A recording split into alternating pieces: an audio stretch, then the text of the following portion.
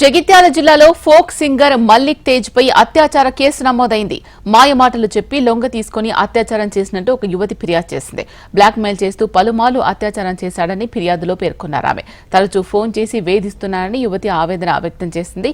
బాధిత యువతితో పాటు కుటుంబ సభ్యులను దుర్భాషలాడిన సింగర్ మల్లిక్ తేజ్ పై పోలీసులకు ఫిర్యాదు చేసింది ఆ యువతి. దీంతో కేసు నమోదు చేసిన జగిత్యాల పట్టణ పోలీసులు దర్యాప్తు చేస్తున్నారు.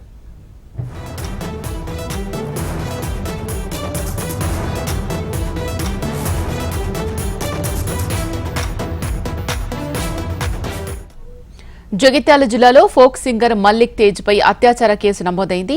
మాయమాటలు చెప్పి లొంగ తీసుకుని అత్యాచారం చేసినట్లు ఒక యువతి ఫిర్యాదు చేసింది. బ్లాక్ మెయిల్ చేస్తూ పలుమార్లు అత్యాచారం చేశాడని ఫిర్యాదులో పేర్కొన్నారు. ఆమె తరచూ ఫోన్ చేసి వేధిస్తున్నారని యువతి ఆవేదన వ్యక్తం చేసింది. బాధిత యువతితో పాటు కుటుంబ సభ్యులను దుర్భాషలాడిన సింగర్ మల్లిక్ తేజ్ పై పోలీసులకు ఫిర్యాదు చేసింది ఆ యువతి. దీంతో కేసు నమోదు చేసిన జగిత్యాల పట్టణ పోలీసులు దర్యాప్తు చేస్తున్నారు. దీనికి సంబంధించి పూర్తి అప్డేట్స్ మా రీజనల్ కోఆర్డినేటర్ గోపాలకృష్ణ అందిస్తారు. గోపాలకృష్ణ, ఏం చెప్తోంది ఆ యువతి? ఇంకా ఎవరైనా బాధితులు ఉన్నారా?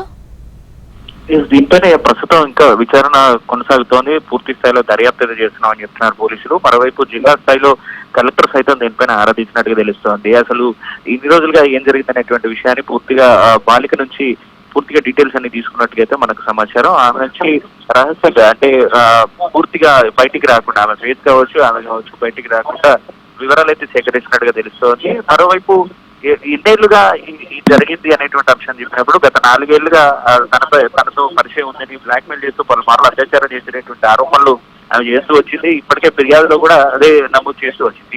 ఈ నేపథ్యంలో ప్రస్తుతం కేసు నమోదు చేశారు. కేసు నమోదు చేసి విచారణ అయితే కొనసాగుతోంది. మల్లిక్ తేజ్ పోలీసులు అదుపులోకి తీసుకున్నట్టుగా మనకు సమాచారం. ఒకసారి మనందరం కూడా ఆనందాన్ని వ్యక్తం చేద్దాం.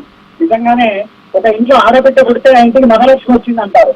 కానీ తెలంగాణ ప్రజలందరికీ మహాలక్ష్మి ఇచ్చిన ఘనత ఆర్టీసీకి దక్కుతుంది సార్. గట్టిగా తప్పదు. సో ఈ సందర్భంగా థ్యాంక్ యూ గోపాలకృష్ణ.